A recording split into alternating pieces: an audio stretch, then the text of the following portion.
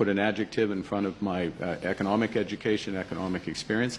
That is the type of strategy that really pays dividends. It compounds to the benefit of Canadians over time, and that's why we're sticking with it. Sounds like you're not. Sounds like you're not anticipating a recession. But no, we expect to be clear. I'll be absolutely clear on that.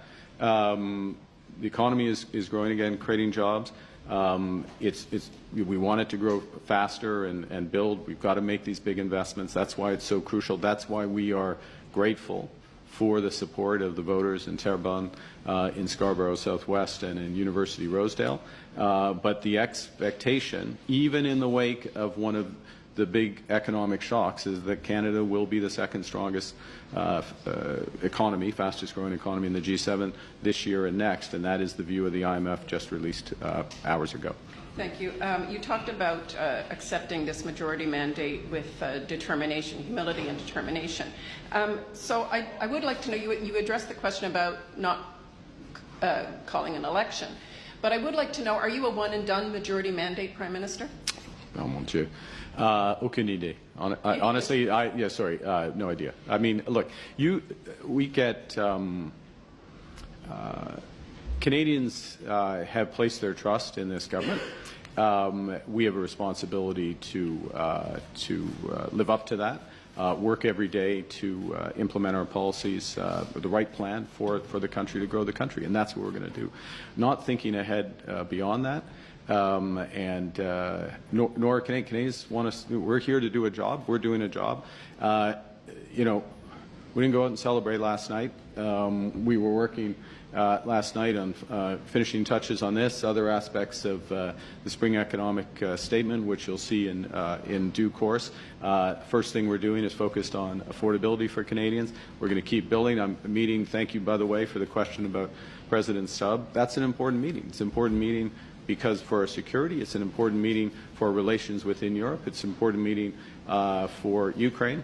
And yes, we will play a little hockey this afternoon, so it's important for us because we get to hang out with the Ottawa Charge for half an hour. Thank you. We're coming up on time, so we'll do last question. Dernière question.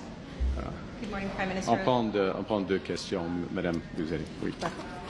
Laura Osmond with The Logic. On the excise fuel tax, how much do you expect this to cost, and why have you decided to go with such a broad measure, which has been criticized when the Conservatives raised it as unnecessarily expensive and difficult to reverse?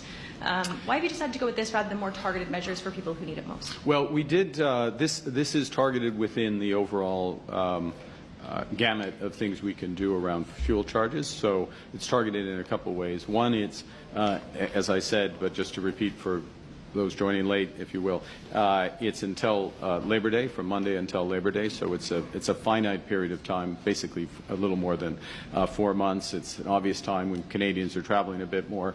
And by the way, I'll just add that the fuel tax for aircraft fuel is also included in this, so for domestic flights it's relevant for that. So that's the first point. It's targeted. It is the provinces also have excise taxes on fuel.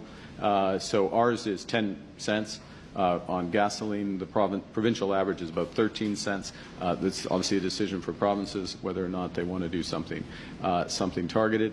And when you look at, again, to have a balanced approach, and we don't know exactly where, obviously, energy prices are going to be, but the cost of this measure, Minister, is about $2.4 billion.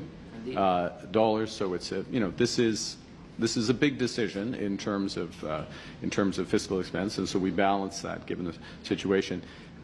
The Canadian economy, where the Canadian economy is, where commodity prices are, it's a little more than we expect the uplift from the growth in the economy, but it's basically a recycling of higher money that we expect to get in. We're not assured of that, but higher money we expect to get in and back to Canadians. So in that regard, in our view, and this is why we spent time on it and very deliberate about it, we didn't just say get rid of all taxes on gasoline and let's spend $9 billion as if we can, as if we're not in government, which is actually what you do say when you're not in government. But when you're in government, you have to choose, you have to balance, and this is the balance we've struck.